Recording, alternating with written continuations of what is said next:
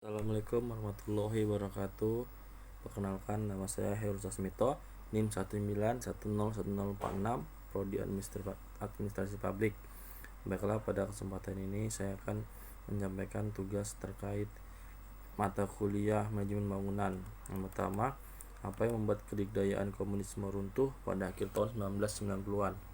Uni Soviet merupakan salah satu negara adikuasa pemenang Perang Dunia Kedua pada tahun 1947 sampai 1991. Kemudian Uni Soviet mulai dari kemerosotan ekonomi pada sekitar tahun 1980. Kemerosotan ekonomi tersebut berdampak negatif pada seluruh aspek kehidupan Uni Soviet. Secara khusus ada beberapa faktor penyebab runtuhnya Uni Soviet. Yang pertama, munculnya ketidakpuasan kelas menengah dan kelompok elit terhadap penerapan sistem komunisme. Yang kedua, sistem ekonomi sentralistik yang diterapkan menyebabkan susahnya pemerataan kesejahteraan dan perkembangan ekonomi daerah. Yang ketiga, korupsi di kalangan partai komunis dan pemerintahan. Yang keempat, munculnya gerakan separatisme di negara-negara bawahan Uni Soviet. Yang kelima, Presiden Mikhail Gorbachev dan Boris Yeltsin gagal melakukan perbaikan sistem pemerintahan komunis di Uni Soviet.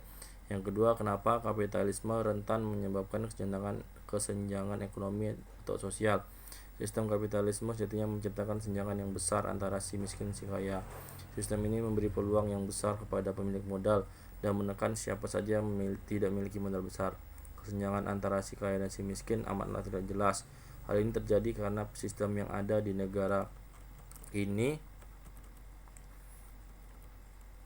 adalah sistem ekonomi kapitalis. Kesalahan dari sistem ini adalah upaya penghapusan kemiskinan difokuskan hanya pada peningkatan produksi, baik produksi pendapatan negara atau per kapita, bukan pada masalah distribusi. Negara selalu mengarahkan pandangannya pada pertumbuhan produksi serta peningkatan pendapatan rata-rata penduduk, namun tidak pernah memberi perhatian pada persoalan bagaimana kekayaan tersebut didistribusikan dengan adil di tengah masyarakat. Padahal dari waktu ke waktu seiring meningkatnya produksi telah terjadi penurunan kekayaan di tengah segelintir orang. Pihak yang kuat meraih kekayaan lebih banyak melalui kekuatan yang mereka miliki, sedangkan yang lemah semakin kekurangan dan tidak pernah mendapatkan kesempatan. Yang miskin semakin miskin dan yang kaya semakin serakah. Yang ketiga, pendapat terkait anarkisme yang kerap disalahartikan oleh media masyarakat.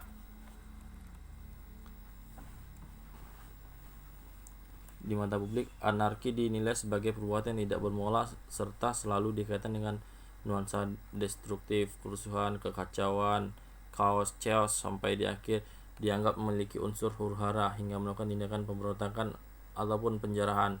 Di negara Indonesia, anarkisme erat kaitannya dengan suatu ketegangan fisik dan kerap diposisikan berseberangan dengan sistem pemerintahan demokrasi, bahkan dituduh sebagai penghancur negara. Anarkisme terjadi diakibatkan kurangnya pemahaman yang begitu jelas kepada masyarakat, mulai dari minimnya literatur, baik itu dari sejarah, pemahaman, filsafat, dan kajian tentang pemikiran ilmu-ilmu sosial, serta distribusi buku kiri yang kini sudah mulai dilarang kembali. Media massa juga selalu menyebarkan isu yang tidak enak didengar dan selalu menggiring opini publik untuk menjadi anti-anarkisme. Oleh karena itu banyak sekali kejadian pendistorsian makna anarkisme yang mengakibatkan masyarakat untuk enggan mengetahui lebih dalam tentang gerakan ideologi yang sebetulnya telah ada sejak dulu dan memiliki pengaruh terhadap perubahan dunia. Anarkisme merupakan bagian pemahaman dari sosialisme yang berarti lebih memikirkan dan memperhatikan nasib-nasib kaum rakyat kecil dan proletar serta membantu mereka untuk bebas dari belenggu penjara kapitalisme. Karena kita melihat